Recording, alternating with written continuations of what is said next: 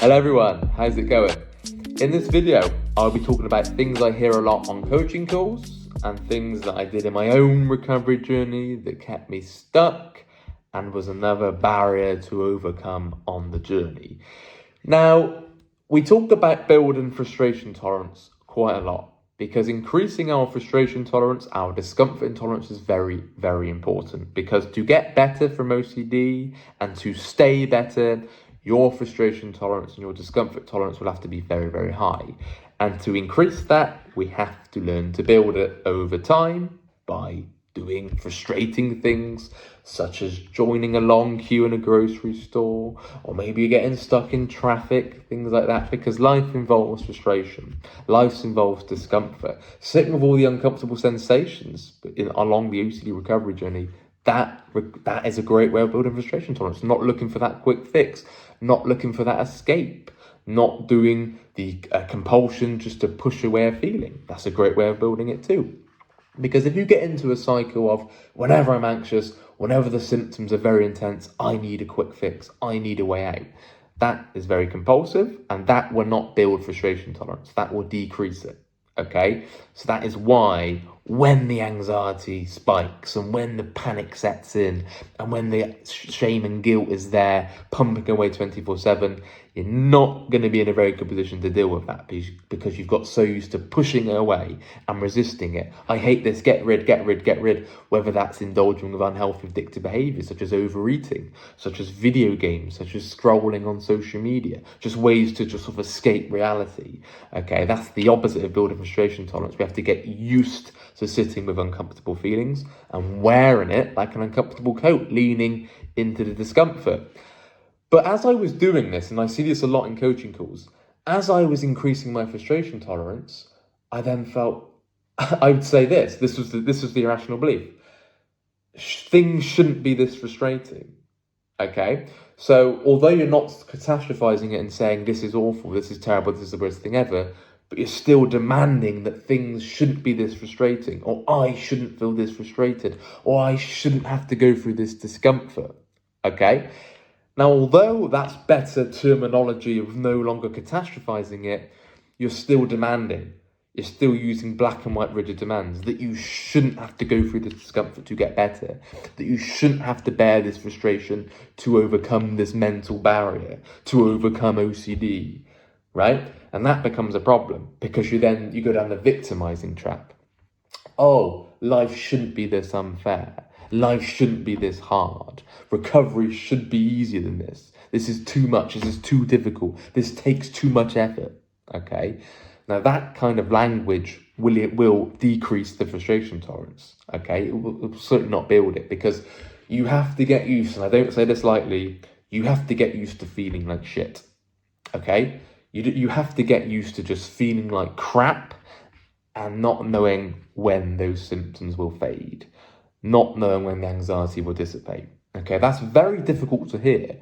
When I heard that, I was almost in tears. When Rob said to me, yeah, but Sam, you do realise that we can't set a time frame here. We can't set a deadline. There is no deadline. It's not like, yeah, keep going towards your fear and 3 months the anxiety will go. I had to be willing for anxiety to be there for the rest of my life. People don't want to hear that. If you're stuck with fear and you're spending your whole life pushing away the anxiety symptoms, they will remain. They will linger. They will be in the background, simmering away, pumping away. Hey, you still have anxiety and guilt. Is it still there? Am I still feeling this way? Is that a symptom? Why am I still feeling like shit? That isn't working, okay? Now, to truly build frustration tolerance, you have to embrace it. You have to lean into all the discomfort that it brings, okay? I don't want to hear, yeah, but it shouldn't be this hard. I shouldn't have to go through this. It shouldn't be this difficult to get better. Why on earth shouldn't it be this difficult to get better? Why are you owed recovery? Why are you owed non-suffering? Why are you owed non-pain? Okay, that goes down the entitlement trap, the deservingness trap. It doesn't work, okay? This is your current predicament. You're dealing with OCD, a very relentless, difficult mental health disorder. But saying, oh, it's just so terrible. Why has it got to be so hard? Your chances of recovery get smaller and smaller by the minute with that kind of mindset. Okay, I did not recover from OCD by complaining and moaning and whining with how difficult it was. It was bloody difficult. I'm not here denying that it isn't difficult. Of course it bloody is, right? But the more we moan about that, the more it's harder to overcome that. Okay, so we have to be very willing to feel like shit. And well, I don't like this frustration, but bring it on. Let's have some of it. Come on, discomfort, come on holiday with me. Anxiety, come to work with me. Panic, yeah, I can panic at the football match, I can panic at the music concert. Let's have it. Let's bring it on, okay? Because it's all about your perspective and your mindset of how you're viewing these sensations and how you're viewing these symptoms. Because if you've got a really poor mindset and a very low frustration tolerance mindset around anxiety, around discomfort, you're going to find it very difficult. If you're saying things like, I can't stand this feeling, I just can't bear it any longer, I can't handle it, I just can't cope with this sensation anymore, then it's going to linger, then it's going to hang around, then it's going to find a place to stay, right? It's going to stick around. Okay, so changing our perspective on the sensation itself is absolutely crucial. Okay, now that links into the next point that I hear very often, something that I did myself, and that's wishing for your old self back. Complete waste of your time, I'm afraid, okay, because you can't get your old self back. Okay, that's like somebody, for example, who's lost both of their legs in a serious accident, wishing for their legs back. Is it going to work? Okay, and plus wishing for your old self back, you don't just go back to your old self. Yes, maybe the baseline state of peace returns, the baseline no anxiety returns and no chronic stress, that returns, but think what you learn from the suffering, okay? Like with somebody who's lost their legs, you can go, well, that's actually terrible to go through that, it's very unfortunate to go through such a thing, but they can learn from that experience and maybe take life not for granted anymore. Maybe because of that experience that they went through and that severe chronic pain that they went through and that very unfortunate traumatic thing to go through, they completely changed their perspective on life, which would never have happened if they didn't lose both their legs. Okay, same with somebody with OCD. If you didn't go through the OCD suffering, you would not have the opportunity right now to change your perspective on life itself. Okay, on the realities of life, on the hardships of life, of the suffering of life. Okay, and that's why I'm very thankful for OCD, because if I was wishing for my old self back, my old self was very irrational, very erratic, wasn't rational at all. Okay, it certainly, I didn't have that sort of a deeper level of philosophy and looking into things. Okay, I didn't have any gratitude. I had an element of gratitude, but not huge amounts like I have now. I could just go for a walk in nature and just be so grateful that A, I'm alive, how amazing I am just to exist and to be on the planet and in nature and animals and trees and just interaction with other people, and the fact I can go to a sporting event and take in the atmosphere, the fact I can get all the dopamine out of a music, out of a song and really listen to it and love it and dance to it, and I can eat good food and drink beer and drink wine and so on, right? Now, I'd have never have taken that in. I'd never really sort of grasped just how amazing that is and how grateful I am to have that if I didn't suffer. Okay, so what I'm saying to you is that you don't just want your old self back. You want an empowered, more rational version of yourself to deal with problems that you'll face in life, because there is hassle. Life is full of adversity. Life is full of problems. Life is full of hardships, okay? Now use this to your advantage. Use this to your benefit. The fact you're going through OCD, a very serious mental health disorder, and the fact that you're learning to overcome that and challenging yourself and pushing yourself to overcome that, that is going to put you in an amazing stead to overcome different problems in life, because you're constantly facing problems. The more you get better, the more I've been recovered, the more problems I've faced just in life in general, because you're living more, you're spending more money, you're having more relationships with people, with friends and so on, okay? So that's going to bring problems itself, right? Because you're living more. You're not just avoiding anything, you're living life. Living life will bring problems.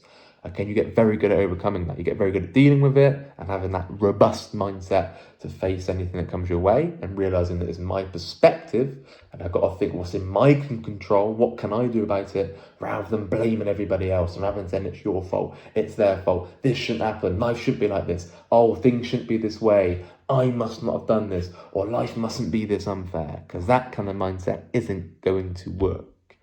Okay? Now, just to end this video, just remember this.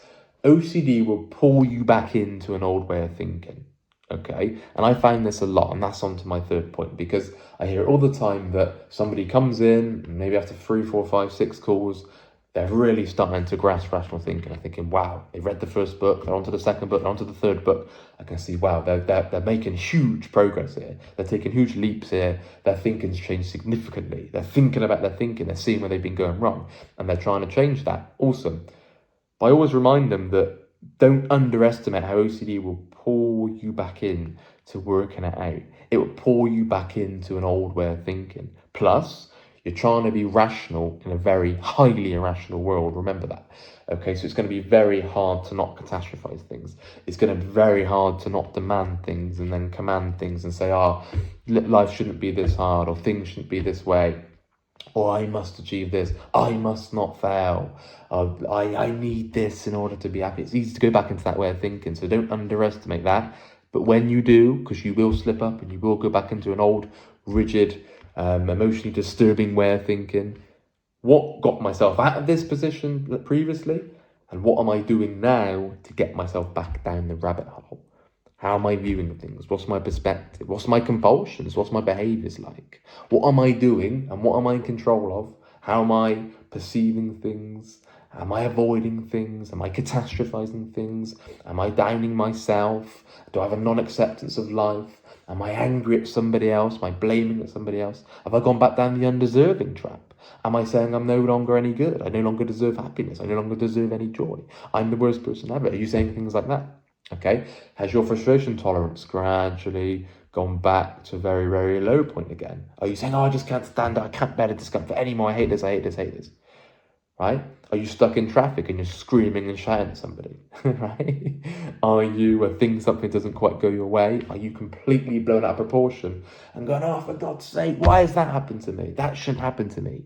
Because every time you think this shouldn't happen to me, and every time you maybe slap the desk because things don't go your way, what you're really doing there is going, things should go my way because I'm entitled to everything, and life should always go my way because I'm a noble, godlike person. Right? That's pretty much what you're doing when you're demanding things must go your way. Okay, and that you can't stand things going against you, which the reality of life, things will go against you. It's how you perceive it, it's how you bounce back from it, and ultimately how you overcome that. Okay, view this as a learning curve, a learning opportunity. Okay, when you're stuck with OCD, view it as, how can I use this opportunity to overcome? Okay, how can I use this as a chance to maybe alter my perspectives on something, to think about my thinking, therefore become more robust at dealing with problems in general. Okay, that's very crucial. If you're interested in one-to-one coaching calls, please email phil@ocdrecovery.com. I'm Sam, you've got Rob, you've got Nick, you've got Momin, and you've got Gemma, all doing coaching calls. Please email Phil, and you can book in as soon as we can with us, and we'll get you in as soon as possible for your first session. If you like this video, please leave a like, and we will speak again. Bye-bye.